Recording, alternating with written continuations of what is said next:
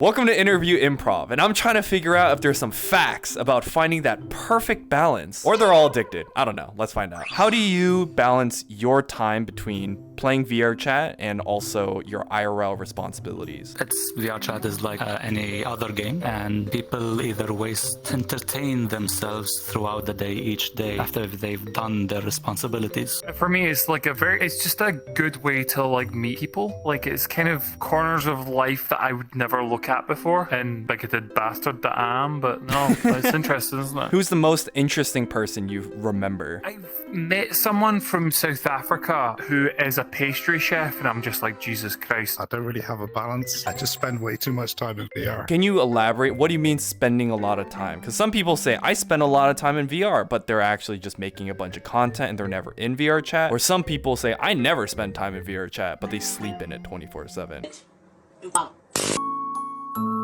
Well, what camp are you in? Boom. Playing all day and sleep worlds at night sometimes. It comes and goes in waves, I guess. Do you think you spend too much time in VR, or like have you done that before? Well, I mean, if you consider sleeping in VRChat an issue, then that probably would be it. I slept a few times in VRChat, either by passing out or... I feel like if you're falling asleep in VR chat, you're pretty deep in it. Well, I mean, is it any different from like playing on the PC or playing on your phone then passing out? It's not that different. You just have a new tech within your hands and specifically in your face, I guess. Have you ever caught yourself in real life just checking your left wrist for the time even though you don't have a watch? No, I literally use my watch through the corner of Oh, my he's doing it the right way. So I play VRChat a lot, then one day I woke up in the morning without the headset, like I slept normally, but I woke up and I looked at my hands like, what? This is my hand, huh? Like, oh, this is my real hand, the one I was born with. What the fuck? So like after playing it a lot in the beginning, when I went to the stores, I had to remember that you can't just walk through people. Wait, actually? Like, did you ever just try to phase through someone and you just like bumped into them? Yeah. What do you guys do in your free time? You guys ever touch grass? Got any real hobbies? Yeah, I work 8 hours a day typically, and then half of the week once every week I get sent out to do field stuff, surveying. Yeah, I mean, generally speaking, after touching grass, my day-to-day life is just doing social media work. I work remotely, and after that I just play games and play VRChat. I make a lot of bread. It's just a physical thing. Like, no, like the entire process of kneading the bread is really cathartic. I do photography. I get out there and point my camera. What's your longest break that you've taken from VR chat? Maybe like 3 weeks, where I literally just put it down and didn't come in for 3 weeks. Did VR chat feel more fresh and good again after you took that 3-week break? Probably around this time period. I only started playing VRChat, I think, a year ago. Okay, so you think after that initial period of addiction, you just kind of got over it, got comfortable with the game and the platform, and now you're just mixing it with what you do with friends anyways. Yes, and that happened because I've made friends in VRChat. Now they're on Discord. Now we're like more intimate in our friendship. We play games together. We just talk about whatever. We watch movies. Yeah, I definitely get that new feeling back again, and it wears off after the first few months. What's your guys' take on you can't just rely on VR for personal growth experiences, right? I feel that's a real thing, right? Some people try to replace their entire reality with VR. Totally agree. For me, it's a stepping stone, isn't it? Like, it's like helps anyone it's your foot in the door. I think that's probably the best description. It's your foot in the door. Isn't the same. To answer like your two-part topic, I guess, yes, it did help me. I became more extroverted. I'm more comfortable talking with people now, all of that. Definitely not. No, you need to try to limit it and enjoy the real life as much as you can too. Like, don't just shut off and be in here all the time. Obviously, it's not healthy. Is that advice or speaking from experiences and stuff? It's wishful thinking. Wishful thinking. Wishful thinking. I like that. Okay, well, let's end up. Can you guys share a positive experience where VR has contributed to your personal growth or well-being? It's entertainment. It's having a social environment where I have met lots of really fun people. Sometimes you meet and have genuine real-life friendships with people you meet in here. Generally speaking, I've met amazing friends and potentially maybe a deeper connection, like in a romantic sense, maybe in the future, who knows? That makes sense. Who is your favorite VR chat content creator? Project Melody.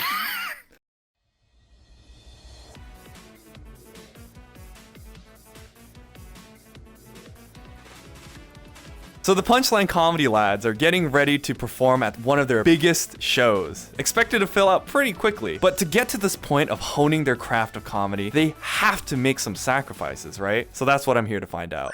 As a comedian, right? Or even someone who's working here, the first question I want to ask is, how do you balance your time between VR and real life responsibilities? Honestly, I always put real life first. I never ever put VR chat. I always put real life first. If I'm mentally not okay, I will not go on VR chat. That's the last place to ever go on if you're mentally not okay. There isn't really a problem with me balancing those because I try to spend as little time in VR as possible. It's a fun platform, but I find myself growing bored of it very quickly, and quickly as time goes on, like I get bored of it even faster. Would you say you try to play VR chat with a goal in mind? And if so, what kind of goal do you have? So usually what I do is I work. He's got a job. I don't know. I fucking work.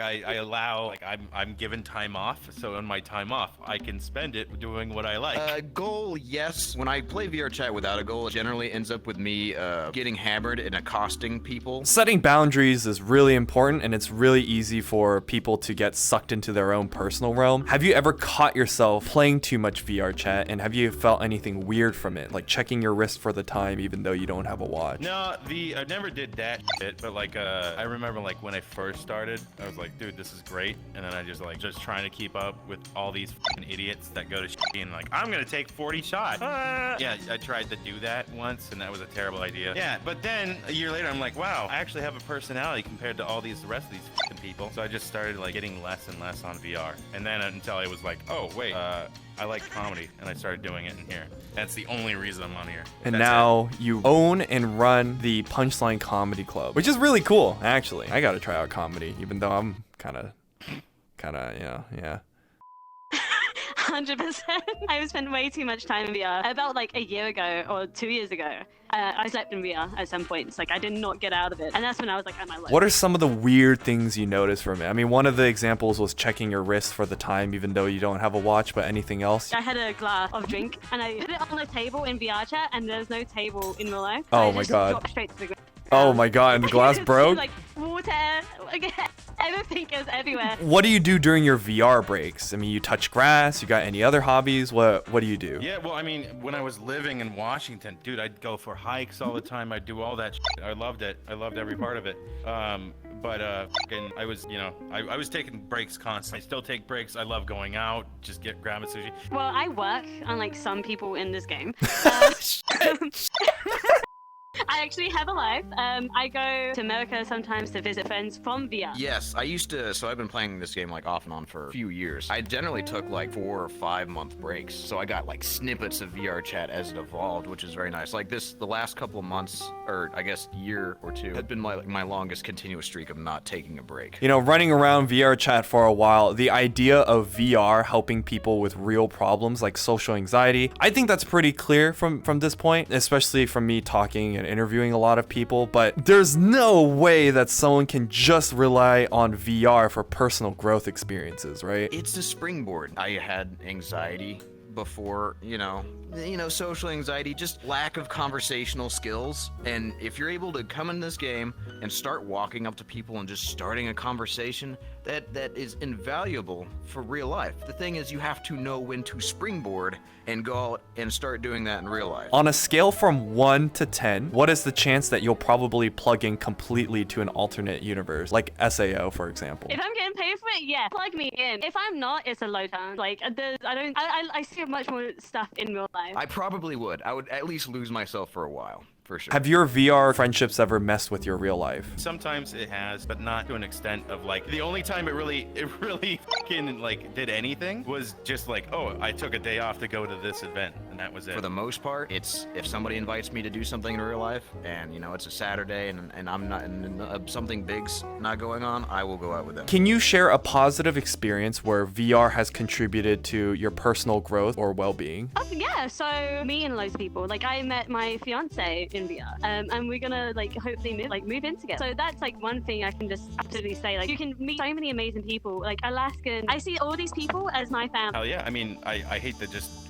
keep beating the dead horse here, but stand up. Like, this is where I started my passion for stand up, and I was like, oh, I want to see if I can try and do it, and like, because I'm an aerospace technician, so I've kind of like, when it comes to career, I've got it made, but it's not what I want to do. I just do it because like, oh, money. But you know, I'm trying it now, and I'm seeing how far it's successful. I'm not saying I'm successful or anything, but it's becoming something that's pretty good. Is there anything that you want to say or let people know when it comes to navigating through your social status or fame in VR chat? Never let it go to your head. Never, ever, ever let it go to your head. I've been in this game for years and years, and I've seen so many people become such a bad person, such a bad taste in your mouth. The only thing I have to say is if someone ever tells you to take 41 shots, just know that they're obese, okay? They're obese. Or they're a shitter. That's all it is. If anybody is like, oh, I just drank a handle tonight, yeah, they're lying, and they're fat. They're disgusting. And that's coming from a fat person. That's the crazy part. So I can be fat phobic because I am one. So f them, all right? F them. Don't be like them. Work out. Do good shit for your body. All right, thank you, Jew. You know, I really appreciate your time. Hey, good luck. I hope you kill it up there, man. Thanks, buddy. Appreciate it. All right. Lost, you piece of shit.